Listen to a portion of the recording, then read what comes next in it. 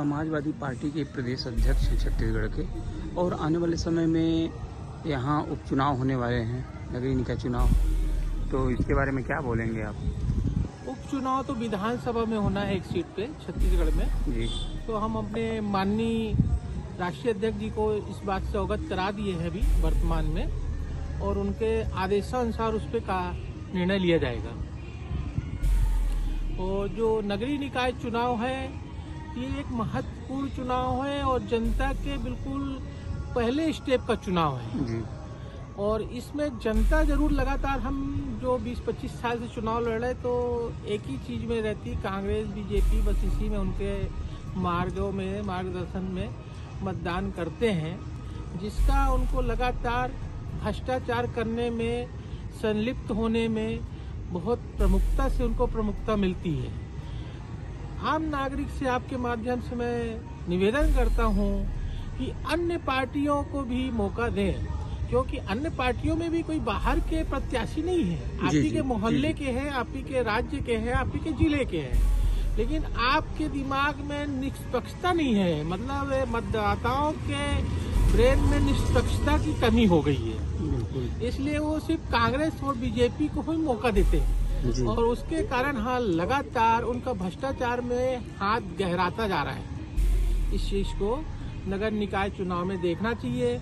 और मैं देखा हूँ लगातार नगर निकाय में, नगर निगम लगातार टैक्स बढ़ाई जा रही है, उस टैक्स को विकास का नाम देके भ्रष्टाचार का माध्यम से कहीं न कहीं जनप्रतिनिधियों के पास पैसा जाता है जी, ठेकेदारों के माध्यम से किसी भी तरीके से। अभी हाल में आपको बता दूं, राजकुमार कॉलेज के सामने एक डिवाइडर का निर्माण हुआ है, जिसमें मैं पिछले 2-3 महीने से देख रहा हूं कि अधूरा पड़ा है, और अधूरा होने के साथ साथ उसमें 1 फीट आधा फीट की राडें निकली पड़ी है। लापरवाही का एक बिल्कुल जीता जागता सबूत है। उस रोड में अगर डिवाइडर में कोई जानबूझ के या गलती से धोखे से गिर गया तो वो जो पीड़ित होगा उसके हाथ पांव टूटेंगे या मरेगा, उस पे किसके ऊपर आप कार्रवाई करेंगे? तो हम लगातार इस बात को देख रहे हैं कि हर मोहल्ले में बार बार नाली वही टूटती है, वही बनती है, वही डामरीकरण होता है, उसी में कंक्रीटकरण होता है, मतलब पैसे का दुरुपयोग होता है। और स्मार्ट सिटी की क्या कैटेगरी है, आज तक इन जनप्रतिनिधियों को यही नहीं मालूम कि स्मार्ट सिटी किस रूप में बनाया जाए, स्मार्ट सिटी में क्या क्राइटेरिया होना चाहिए, यही निश्चित नहीं किए हैं। ऐसे जनप्रतिनिधियों से अपन क्या उम्मीद करते हैं? बिल्कुल। और आने वाले समय में क्या नगरीय निकाय चुनाव में प्रतिनिधि उतारने का प्लानिंग है क्या, ऐसा कुछ?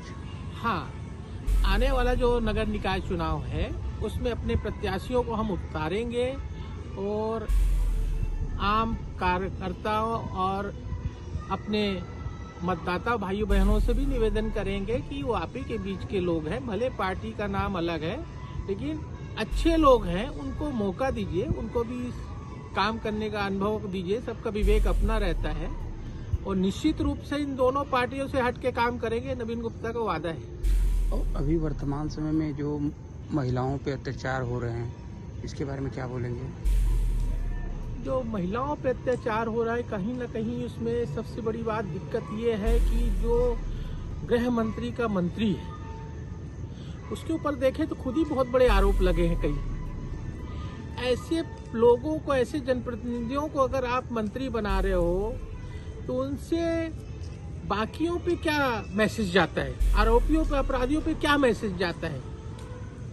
और नए अनुभवहीन लोग को मंत्री बना के आप गृह मंत्री जैसे पोस्ट दे दिए हैं, जिसको वो सही रूप से, संचार रूप से चला नहीं पा रहे जी, और अपना दबाव अपराधियों पे नहीं बना पा रहे।